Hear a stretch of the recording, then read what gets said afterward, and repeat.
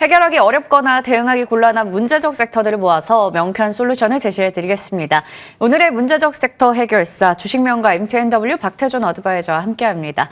안녕하세요. 안녕하세요. 네, 오늘 첫 번째 주제는 바로 반도체입니다. 이야기 바로 확인해 보시죠. 높아진 기대치와 AI 거품론이 부담스러웠던 걸까요? 엔비디아가 어제 최고 실적을 기록한 후 5% 급락했습니다. 잘 달리던 삼전 닉스도 제동이 걸렸는데요. 한편 한미반도체는 해외 고객사 장비 공급에 오늘도 두 자릿수 급등하죠. 3월엔 MWC와 엔비디아 GTC 등 이벤트가 많은데 반도체주 3월도 걱정 없을까요?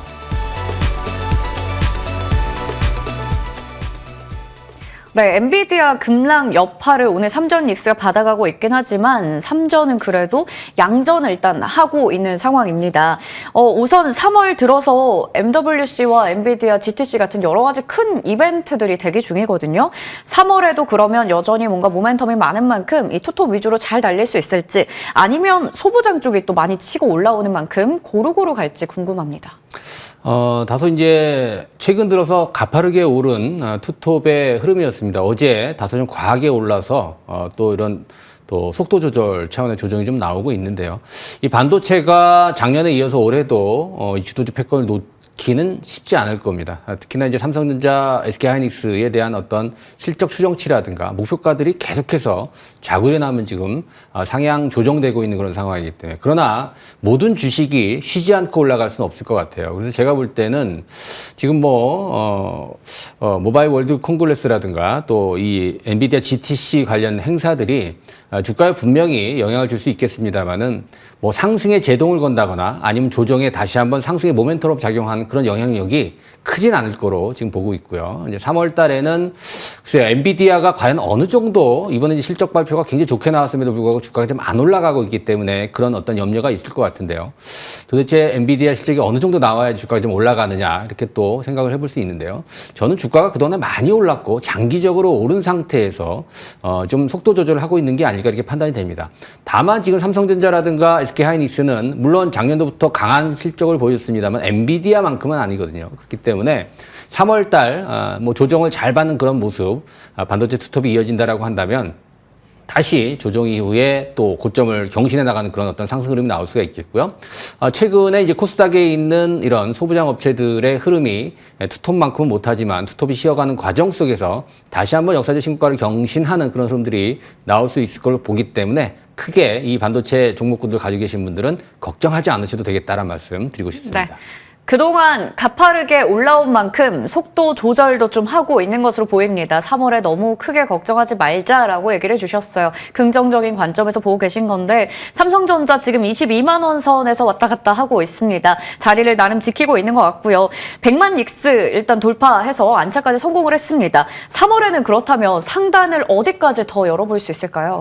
앞서서 말씀드린 대로 우리가 상단을 갖다가 생각하는 것보다는 단기 조정폭, 하단 쪽이 어딜지, 어느 가격대에서 조정을 받을지 여부를 우리 시청자분들께서 좀 집중하시는 것이 더 필요하지 않을까. 이 얘기는 뭐냐면 3월에는 이 투톱이 쉬어갈 수 있다라는 그런 얘기가 되겠죠. 상단을 열어놓기는 하겠습니다만은 하단의 지지를 받고 또 올라가는 걸 좀 봐야 될 것 같으니까요. 일단 이 삼성전자 같은 경우에는 18만 원 선의 지지 여부를 한번 좀 체크를 해보시고 SK하이닉스 같은 경우에는 90만 원대의 지지력, 뭐 20일 이동 평균선이 지금 위치되어 있는 그런 가격대 이기 때문에요. 추세를 이탈하지 않고 잘 조정을 받는다라고 한다면 지금보다 더 높은 또 목표치를 좀 제시할 수 있을 것 같습니다. 네, 더 높은 곳을 바라보기 위해서인 것 같습니다. 그래서 하단이 잘 지켜지는지 체크해 봐야 될 텐데요. 삼성전자는 18만 전자 그리고 SK하이닉스는 90만 원대가 잘 지켜지는지 유심히 보자라고 말씀해 주셨습니다. 그러면 3월에 이렇게 투톱이 좀 쉬어가더라도 우리가 소부장 쪽을 만약에 공략한다면 소부장 안에서도 어느 쪽을 보는 게 좋을까요? 일단 오늘 코스피에서 한미반도체가 다시 한번 또 어제 이어서 강한 슈팅 슈팅이 나오고 있는 그런 상황입니다. 근데 저는 이 반도체 소부장, 특히 코스닥에 있는 반도체 소부장을 조금 보고 있는 상황이고요. 뭐 이 시간을 통해서 많이 말씀을 좀 드렸던 것 같습니다.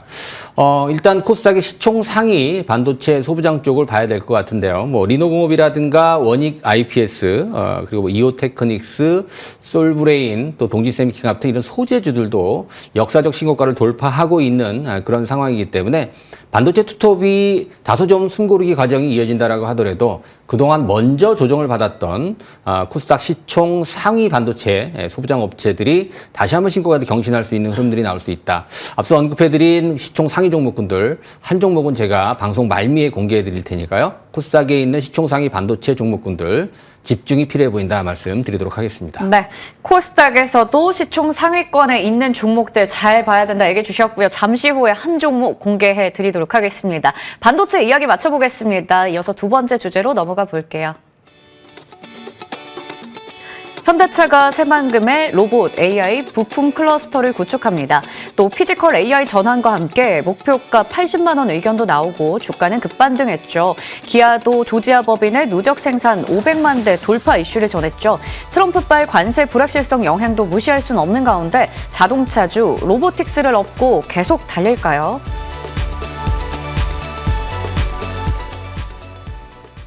네, 현대차가 오늘 대단한 또 시세를 내고 있습니다. 급반등이 나오는 건데요. 새만금 쪽에 통큰 투자 기대감이 폭발하고 있습니다. 목표 주가 80만 원까지 나온 상황인데요. 가능할까요?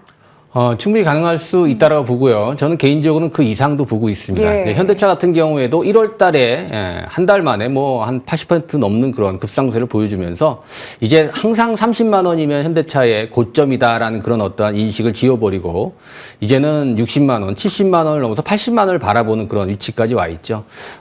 이거는 뭐 비단 앞서 말씀 주신 대로 로보틱스라든가 또 뭐 보스턴 다이내믹스의 IPO 이런 부분에 대한 어떤 수혜도 있습니다만 저는 현대차 지배구조 개편에 대한 어떠한 저평가가 이제는 재평가로 해소되고 있는 그런 차원에서 이러한 어떤 모멘텀들과 섞여서 올라가고 있다라고 좀 판단이 되거든요.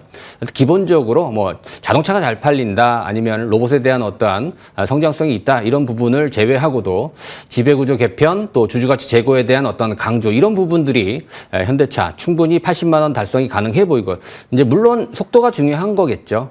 저는 개인적으로 100만 원 이상까지도 현대차를 바라볼 수 있지 않을까 이렇게 좀 긍정적인 의견 드리도록 하겠고요. 지금 오늘도 10%가 넘는 강한 슈팅이 나오고 있고 또 군집성이 있기 때문에 현대차 그룹주 전반적으로 뭐 기아차가 어제 강한 슈팅이 나왔고 오늘 현대위아라든가 모비스까지 강한 흐름을 보여준다라고 한다면 현대차 그룹뿐만이 아니라 현대차 생태계와 맞물려 있는 이런 부품주 이런 종목군도 우리가 관심을 좀 가져봐야 되겠다. 저는 좀 더 긍정적인 어떠한 말씀을 좀 드리도록 하겠습니다. 네, 좋습니다. 긍정적으로 봐주셨고요. 충분히 100만 원 이상까지도 갈 수 있다. 현대차 그룹주에 대해서도 함께 눈여겨봐야 될 것 같습니다. 다만 트럼프발 관세 불확실성 여전한 상황입니다. 이에 따른 주가 영향력 걱정 안 해도 될까요? 걱정이 되죠. 아무래도 이 트럼프 변수는 아무도 예측할 수 없는 그런 상황이죠. 나름대로 이제 뭐 미 대법원에서의 판결까지도 지금 현재 부정하고 있는 그런 상태이기 때문에 아무튼 근데 중요한 건 뭐냐면 이걸 갖다 속단할 필요는 없습니다만 작년도에 이 트럼프발 관련 이 관세 불확실성은 이미 이 자동차 업종 전반의 주가에 선 반영이 되었다고 보는 것이 맞을 것 같고요. 지금도 현재 이 자동차 업종이 신고가를 돌파하고 있다는 것은 그런 관세 불확실성에 대한 어떤 모멘텀들이 주가에 이미 반영이 됐다라고 이제 보는 것이 맞을 것 같습니다. 일단 뭐 올해 트럼프 뭐 정치적인 상황이 어떻게 될지는 알 수 없습니다만은 지금 트럼프 같은 경우에도 이 관세 관련해서 헌법을 좀 다소 위배되는 그런 어떠한 포지션을 취하고 있다는 것이 정치적으로 다소 좀 부담이 될 수밖에 없겠고요. 또 중간 선거를 앞둔 시점에서 여전히 뭐 강한 그런 어떤 포지션을 취하고 있는 그런 모습이지만 글쎄요, 이 관세가 이제 추후에도 우리 자동차 업종 전반적으로 뭐 자동차뿐만이 아닙니다만은 관세가 더 이상 악재로 작용하기는 좀 쉽지 않을 것이다라는 그런 말씀을 좀 드릴 수 있기 때문에 불확실성에 대한 어떠한 그런 리스크는 여전히 있습니다만 지금은 앞서 언급해 드린 대로 시장의 어떤 강세와 함께 긍정적으로 좀 더욱더 높은 곳을 바라보는 그런 또 과감한 전략들이 더 필요하지 않나 이렇게 말씀드리도록 하겠습니다. 네, 좋습니다. 주가에 어느 정도 좀 반영이 됐다라는 측면에서 말씀해 주셨습니다. 그리고 현대차가 이렇게 잘 달리고 이끌리고 있는 건 로봇에 대한 모멘텀이 지속적으로 부각되기 때문인데요. 로봇주가 오늘은 좀 선별적인 시세 나타내고 있습니다. 그럼 로봇 대응할 때도 대장주 중심으로 봐야 될까요? 그렇죠. 아무래도 지금 이제 로봇 관련된 종목군들이 그동안의 어떤 상승 흐름보다는 다소 미치지 못하는 그런 조정 모습이 좀 한 달 넘게 이어지고 있어서 다소 고점에 물려 있는 그런 투자자분들은 이거를 좀 팔고 지금 현재 강한 섹터로 가야 되는지 이런 갈등이 좀 있을 것 같습니다. 말씀드린 대로 이 로봇 섹터주들도 대형주 중심으로 이제 먼저 올라갈 가능성이 있는데 충분한 지금 조정이 나오고 있어서 이 로봇 섹터에 대한 성장성은 이제 끝나지 않았다 아직까지도. 하지만 지금 로봇 대신에 올라갈 수 있는 반도체 투톱이라든가 또 자동차 섹터 다양한 섹터들이 지금 시장에서 좀 주도주 쟁탈전을 벌이고 있기 때문에 로봇은 아직까지 좀 수급이 올라오지 않고 있거든요. 다만 지금 코스닥의 로봇 섹터 중에서 가장 시총이 높은 것이 레인보우 로보틱스인데요. 이 종목만은 신고가를 최근까지 경신한 그런 흐름이 나오고 있다는 것이죠.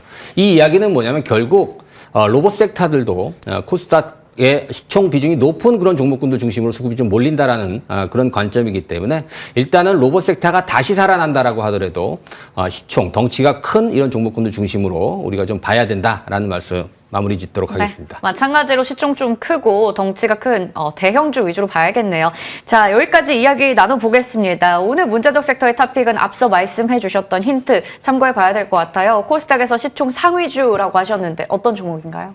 네, 반도체 이 테스트 소켓 업체죠. 예. ISC라고 하는 종목입니다. 여전히 역사적 신고가를 돌파를 하고 있고 이 종목이 최근 SK 하이닉스와 지금 현재 이 HBM4 장비 테스트를 좀 하고 있다는 얘기들도 들리고 있고 이미 콜 테스트를 통과했다라는 얘기도 지금 들리고 있습니다. 이제 이 추 HBM 관련해서는 테스트 장비와 함께 테스트 소켓까지 일단 일괄 공급을 할 것으로 이제 기대가 되고 있죠. 실적도 상당히 좋은 편이기 때문에 ISC 지속적으로 좀 신고가를 보이고 있는 그런 모습입니다.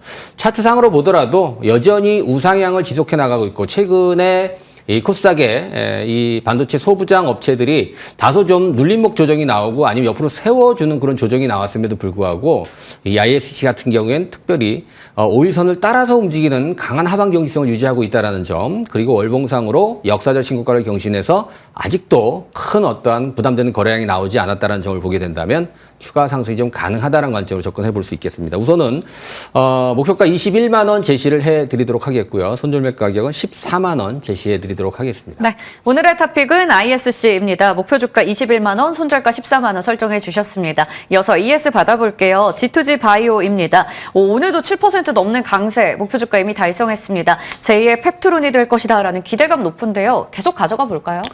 여전히 추가 상승의 가능성은 좀 높다라고 보고 있고요. 특히나 이 제약바이오가 다른 업종 대비 다소 좀 못 미쳤던 그런 수익률이었는데 G2G 바이오는 신고가를 돌파하면서 더욱더 탄력적인 흐름을 보여주고 있습니다.